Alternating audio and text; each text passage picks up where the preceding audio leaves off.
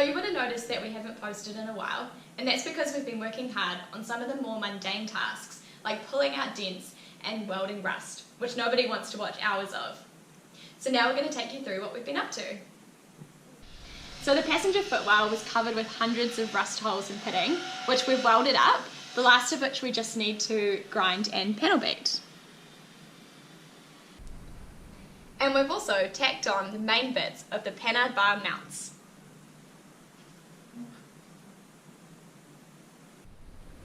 And we've finished stripping the front of the chassis rails, ready for paint. So I've welded up the back corner of the car. I put a nice patch in and that's all good.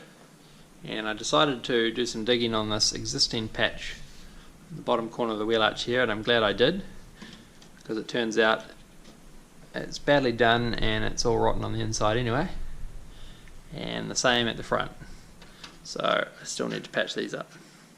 So this is our Hilux limited slip diff head that we're going to be putting onto the car. Now, because it's so much bigger than the factory Mazda one that it replaced, at full suspension travel, it's just a little bit close to the tunnel. So in order to create a bit more space, we've started by removing the rear seatbelt mount doubler, because we're not going to be putting back seats into RXFURY. But we still need a little bit more space, so we're going to hammer a bit more shape into the tunnel. So now that we can hang the diff on the car, we've put a wheel on so that we can start planning what we're going to do with our wheel arches. Now, for those of you who've seen episode 1, you'll recognise these orange fiberglass flares that came with RXFURY when we bought it. We don't really like these very much, and we're not going to be using them, so we won't be needing that anymore. But what we are going to be doing is hacking up these beautiful factory wheel arches and welding in some more steel. So the reason we're widening the wheel arches is because we're running a wider track width than factory, and to fit the tyres and the guards we're going to have to widen them about 20mm. Now we've got these R32 GTR wheels that we're using just to set everything up, and that's because they're a 16-inch diameter, 8-inch width, and they're the right offset that we want to run. So at the moment they're perfect just to set everything up. The tyres that are on them at the moment are a 50 profile. That's too big. We're going to be running a 45 profile, but they're still on the way, so we've just got it on here to see how it all looks. But the tyres that we will be running will be a bit smaller.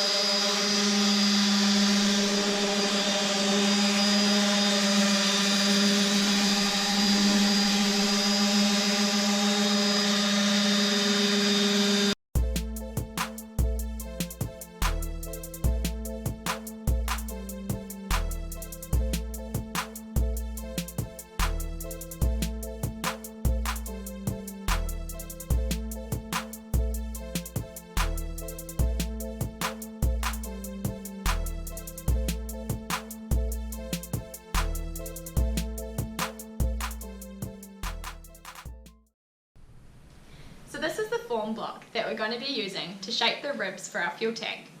Now we've epoxied it to make it harder, and I've just finished sanding it so it's nice and smooth and we're ready to go.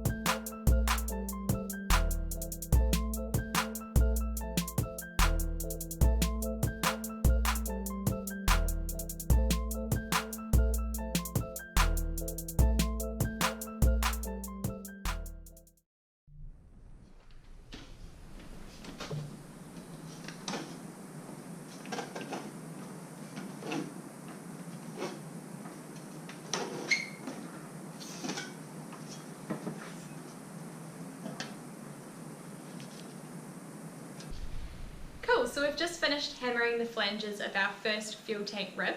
We've got one more to do, and then we need to put some holes in them for the fuel to go through.